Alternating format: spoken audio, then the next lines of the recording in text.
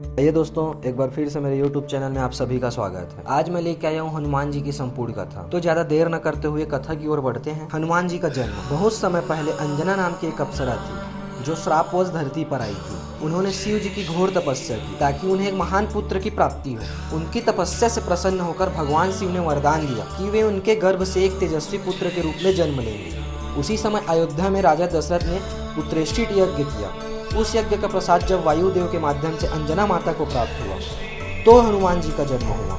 इस कारण हनुमान जी को पवन पुत्र कहा जाता है। उनके पिता का नाम केसरी था जो एक वानर राज थे। अंजना और केसरी के पुत्र के रूप में हनुमान जी जन्मे और बचपन से ही वे अद्वितीय शक्तिशाली थे, अद्वितीय शक्तियों के स्वामी थे। बचपन में हनुमान जी बहुत चंचल और उत्साही थे। एक बार उन्होंने उगते हुए सूर्य को लाल फल समझकर निगल लिया। इससे सारे देवता घबरा गए क्योंकि पूरी सृष्टि अंधकारमय हो गई। तब इंद्रदेव ने अपने वज्र से उन पर प्रहार किया जिससे उनकी धोड़ी हनु पर चोट आई और वे मूर्छित हो गए। पवन देव बहुत क्रोधित हुए और पृथ्वी से वायु प्रवाह रोक दिया।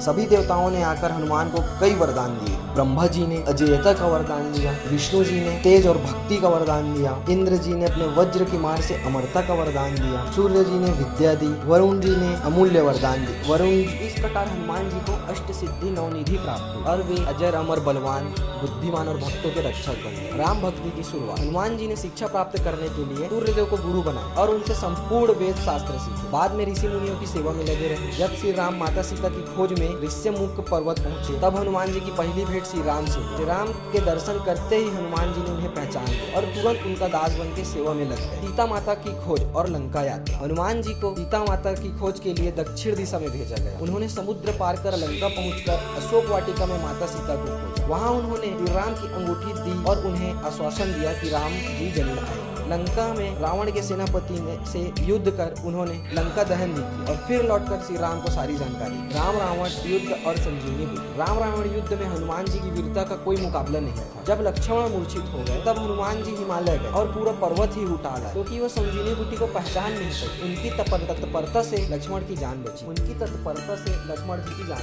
जी और शनि। एक बार शनि देव लंका में बंद थे। हनुमान जी ने उन्हें छुआ। इसके बाद शनि देव ने वचन दिया जो भी हनुमान जी की आराधना करेगा उसे शनि की पीड़ा नहीं है। इसलिए हनुमान जी को संकट मोचन भी कहा जाता है। राम राज्य और अमरता का वरदान। राम राज्य की स्थापना के बाद राम ने हनुमान जी को अमरता का वरदान दिया और कहा जब तक इस धरती पर राम कथा कही जाएगी तब तक तुम जीवित रहोगे। इसलिए हनुमान जी चिरंजीवी माने जाते हैं। हनुमान जी के प्रसिद्ध 11 अंजनी पुत्र, केसरी नंदन, पवन पुत्र, मारुति, बजरंगबली, संकट मोचन, महावीर, रामदूत, दयानिधि, लंकेश्वर, किरण। हनुमान जी से सीख हमें ये मिलती है सच्ची भक्ति का बल अपार होता है। विनम्रता और सेवा से भगवान प्रसन्न होते हैं। भक्ति का प्रयोग हमेशा धर्म के पक्ष में हो। भक्ति, बुद्धि और बल तीनों का संपूर्ण ही जीवन का सही मार्ग। जय श्री राम दोस्तों। कहानी अच्छी लगी हो तो लाइक, कमेंट, सब्सक्राइब जरूर कीजिएगा। धन्यवाद। जय श्री राम।